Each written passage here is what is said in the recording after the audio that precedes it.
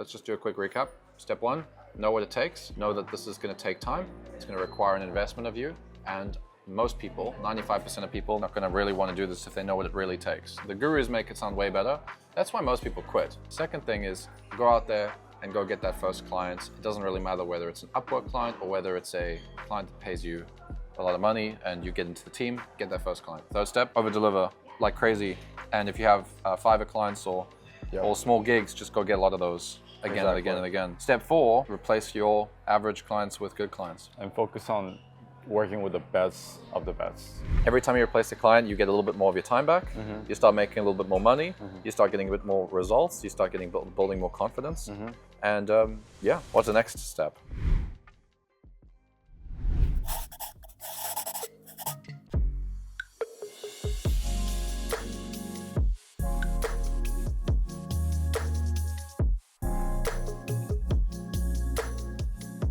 So what's the next step? After you kind of solidify yourself as a copywriter, you're making, an extra multiple 5-figure, 6-figure a year. What's the next step to get to the top $500,000, $250,000 a year, or even $1 million a year? So to go from 6 figures to multiple 6 figures, you have to focus on where you're creating leverage for a business. Because as a copywriter, you're making other people money. So the only way you can make more money is if you make your clients more money. And there are some projects that don't make your clients as much money as other projects. When I was at about 12K, I had one client I was writing social media captions for, and I was writing 50 a month. It wasn't a lot of pay, but it was a lot of work. And so I was at 12K, and it's like, well, back to what we were talking about in step 4, where it's like you continue to replace your clients. You need to again start replacing clients at this step, but it's more about replacing lower paying copywriting skills with higher paying copywriting skills. Like email projects pay well, but not every niche of email copy pays well. Some email copy doesn't pay as well as other email copy. Like if you write email copy for like the spiritual wellness manifestation niche, it's not going to pay as high as email copy for a $10 million a year business coach. Because a $10 million a year business coach, if he closes one deal from your email, it's like what, 10 grand, right? So it's like one email you could charge $300 for. Whereas in the manifestation and spiritual woo-woo stuff, the people they're selling to are only going to pay $50. So if you write an email, they have to make like 1,000 sales to really justify your work. So you start to be more selective on the kinds of copy, the type of copy that you write. And I really like email. I didn't really stop writing emails at 12K. I just was more selective on like who I worked with, but I started doing more projects from like more copywriting projects, but I also started doing more consulting projects. So I would start helping businesses with stuff that wasn't just the email copy. I would give them help with their funnel. I would give them help with their marketing strategy. And one of the clients I worked with, I closed them for $15,000. And it was just for one call a week for 3 months. So that's about $1,000 an hour per call. But the work I was doing for their business made them probably an extra $500,000. Right? And maybe more now. So you start to focus on, that's the first way you can do it. If you want to increase your income, is like you focus on skills that create more leverage for a business owner, because then they can have more money to pay you. The other way you can do it is you can create leverage for yourself. So I've seen some people, they build their own product or their own offer. I don't usually recommend you build your own offer until you're at around 6 figures because you need the experience, you need the money to build an offer, you need time. But some people at around 6 figures, they start to build their own offer. Like, Tyson, for example. Like Tyson is making around 6 figures, and I was talking to him and I said, man, like you got to double down on your coaching because you're creating a big impact and you're really good on camera and you have a good product. And so now he created leverage for himself. So you can create leverage for others or you can create leverage for yourself. Right. That is very cool. And it's like very clear of like people that want to really double their income. But I think that the consulting thing was like probably very popular with a lot of people because, I think a lot of people would want to do consulting, getting paid for just hopping on a call and speak. But I think the biggest thing is like, and I would love to see your thoughts on it, is like a lot of copywriters, they've been making six-figure and they've been focusing on just execution by themselves. Yeah. But to switch from that to eventually just speaking on camera and, just giving advice that making other people to pay $500 or even $1,000 an hour to just speak, some people might actually feel like they're not there yet or not good enough. And like for someone like that, like what advice would you give him of like, how do you overcome that? So, because execution by yourself versus, giving options for them for their team to execute, but you're not the guy who's doing it, right? But also making sure that they're getting good result. Like how are you able to switch that, like from that to that, Goes back to what we talked about earlier. It's the same thing as when you start as a copywriter. When you haven't got experience and no one trusts you yet and no one knows what you're able to do, it's the same. It's like you're the email copywriter or you're the copywriter for the business, but you don't consult the business. They don't know if you can do that. So what you do is you say, hey, and this is how I like to do it. I say, hey, your competitor who's making more money than you, they're doing this strategy, this marketing strategy. They're doing this, they're sending this project, they're sending these emails, they've built this page. Let's try that. I think we could do that in our business. I'll build it for you. Let me build it, let me do it. And then you kind of get in, and it's the same attitude as we talked about earlier, where it's not about the money in the short term. You get that result, and now you have that like testimonial proof. You have that experience of getting that result. Now you can offer it to somebody else. So for me, I was working with a business. We talked about the business earlier, the one I replaced the $1,500 with the $6,000. They were big. And I stayed in that team for a long time. And we didn't talk about this earlier, but maybe it's important for some people as well. It's like I outlasted a lot of the other copywriters on the team. They left. So that's also how I became the #1 copywriter. It's not just by being the best writer. Sometimes it's like you're the most experienced and you've been on the team the longest. They will just put you in the seat because you've been with the team the longest, right? So I got put in that seat because I was the last copywriter standing, and we hired a new junior team. And when they did that, I did a lot of work as a copy chief, head copywriter. And so as the head copywriter, like the one responsible for the whole brand, that lesson, what I learned from that experience, I sold this consultative client of mine. I said, listen, I've run copywriting teams and I've got a lot of experience building like social media presence.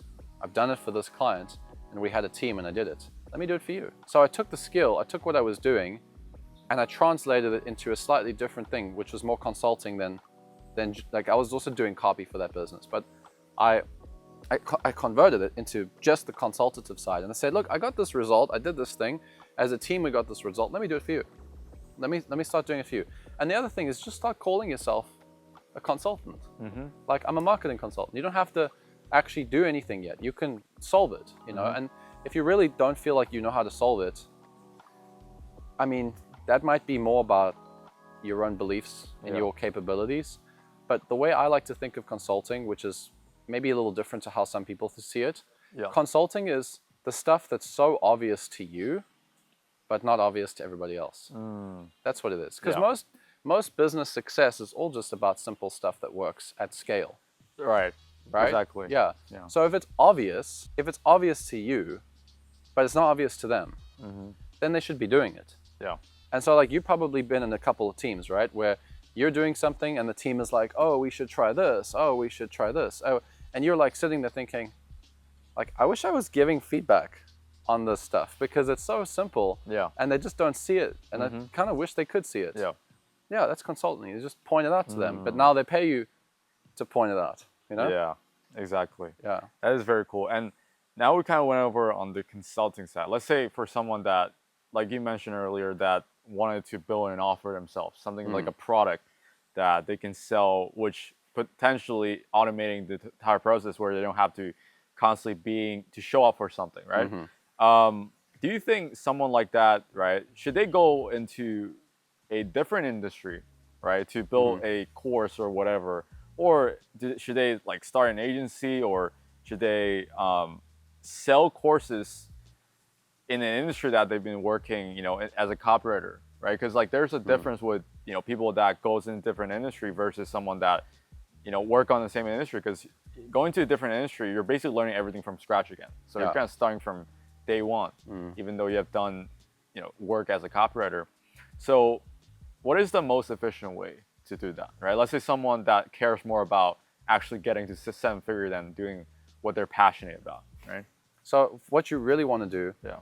before anything is, because most people that come to me and they say they're ready to build their offer or they're ready to build their agency, it's not something that you necessarily need to decide, especially with let's just start with agency. Let me say agency and then we'll talk about offer. Yeah. Okay. With agency, people say, oh, I'm going to start an agency. And for me, it's like, what exactly did you start? You have a different logo. You have like a Google Doc that has the logo on it. Like what else is there?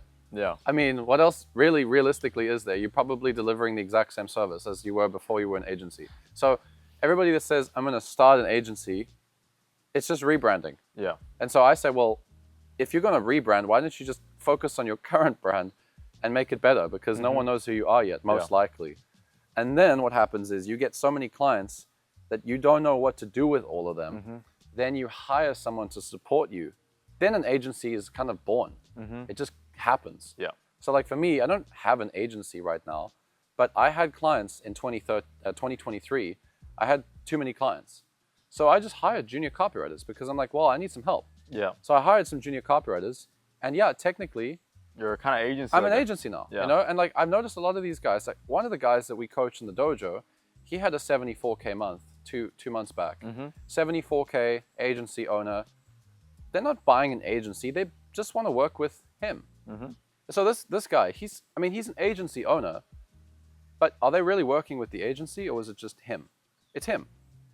It's just his name. They say, I want to work with, Christian. So they're like, I want to work with Christian. It's not like, I don't even know if he has an aim for his agency. Maybe he does, but I just know I want to work with Christian. And Christian has a team. And all the agency owners I know that do really, really well, they're relationship-based people. They do have an agency name, they do have a brand, but the people that sign up with them, they're usually like, I want to work with this guy because he gets it. Yeah. So it's like the assumption is team. So if you want to build an agency, it's not so much about making this massive transition. It's just about like improving your personal brand, doubling down and getting referrals, and then you're just going to get clients come to you. Now, from the office side of things, it is trickier because if you go into a new industry, you're basically building from scratch. So I usually just recommend people to first double down on building a brand and reputation because it's closer. The proximity to what you're already doing is closer. There's less risk.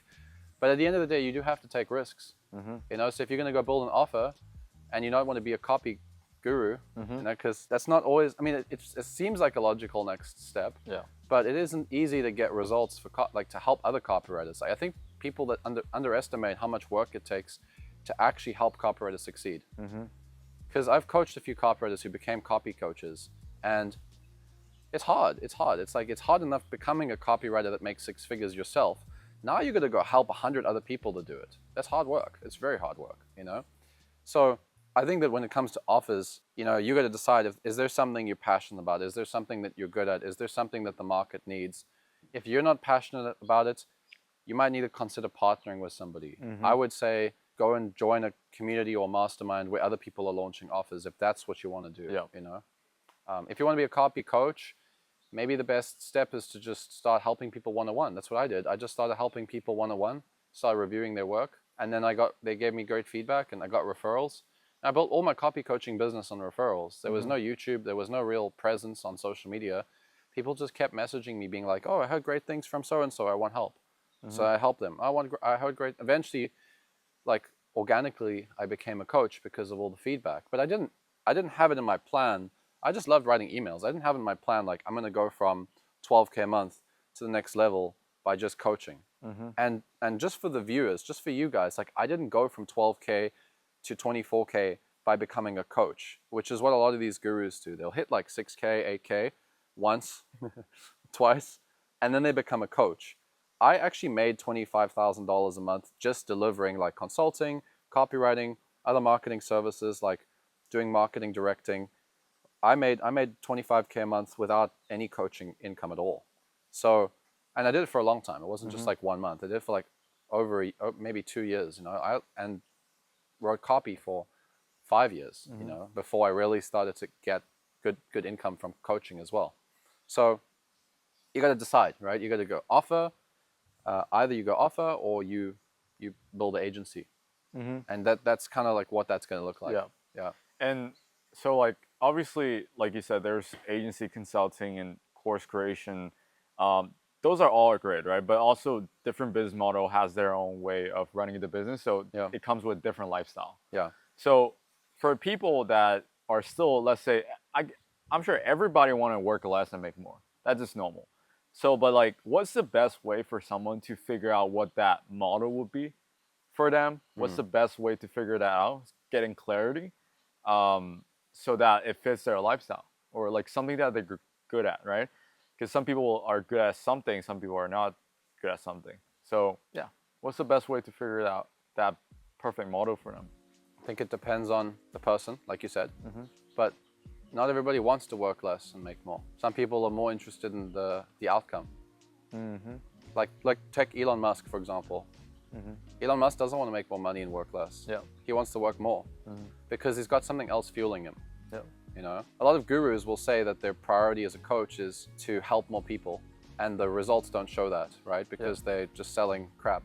But there's a lot of good coaches that genuinely don't want to make more money just for the sake of making more money and working less. Like they're genuinely enjoying the process of helping people win.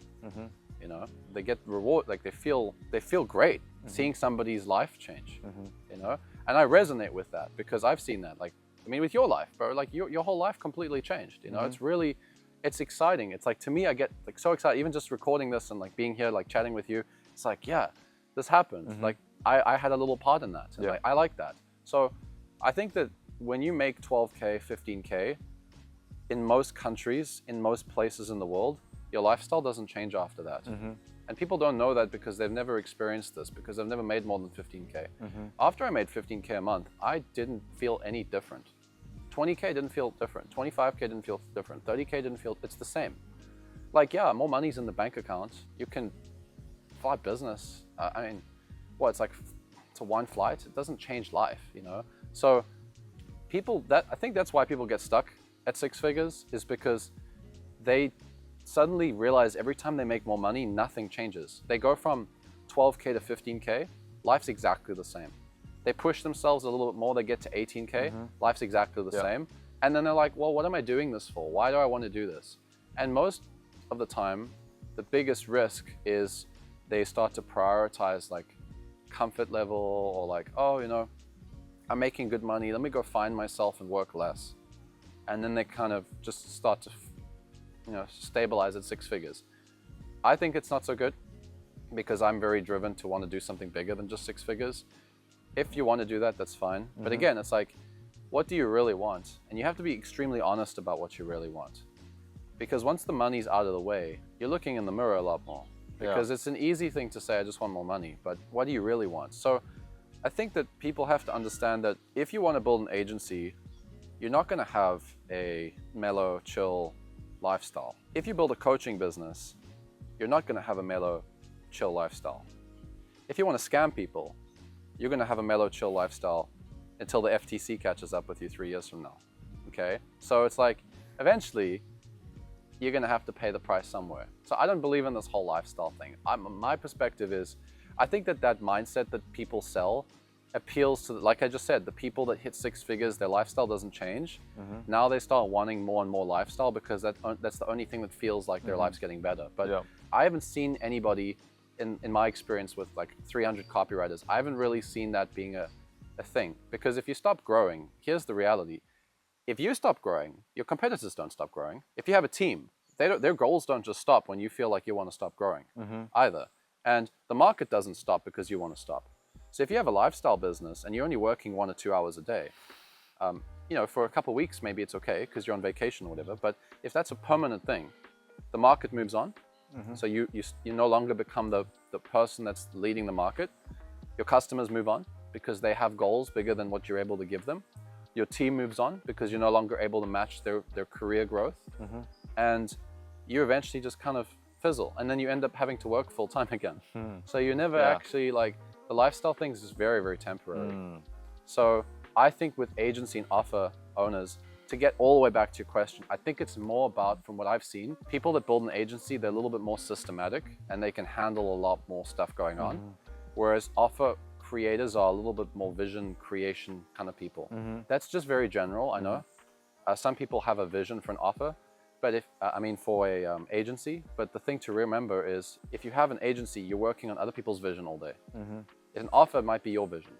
So there's a few things to consider there. And you can do both, because you can have clients.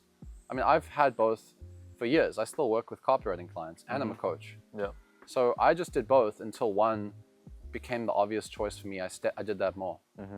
Okay, so recap. So step 7 is look for higher income generating activities in businesses, because they're going to produce more money from the work that you do. You're going to be able to take a better cut of that. And we didn't really talk about commissions and performance deals, but that's a big part of that too. And as you know, like if you hang around 6-figure copywriters, a lot of them have performance deals in place, and they're good too, you know, so that you can do that way as well. It doesn't really matter how you structure the deal. The goal is just, how can I make more money for businesses, right? That's the step. That's the 7th step. The 8th step is to like look within and say, okay, how can I add more leverage to me? So you're looking for how to create more leverage for others, whether you consult, whether you do higher paying copy projects, whether you do performance. Next step is, how do I create more leverage for myself? Like, do I build an agency where I have like, you know, a team, or do I have an offer which has like a course or some sort of info product or supplement or whatever? You have an offer. And so then the final step, step 9, is leadership and strategic thinking.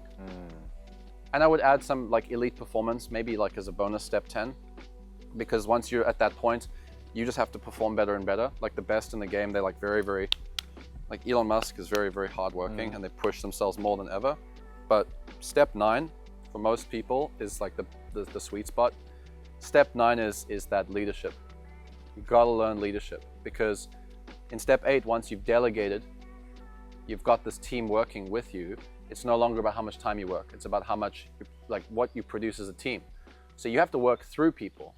Your team is doing the work. You have to be able to lead them and support them. If they leave, you've got to have problems. So that's the final step, is about leadership. And when you get there and you're making that money, you have enough to hire people to help you with leadership. So when you get there, we could talk about it then. Sounds good. Cool. And that's it. That's how you get to 100K a month from 10K.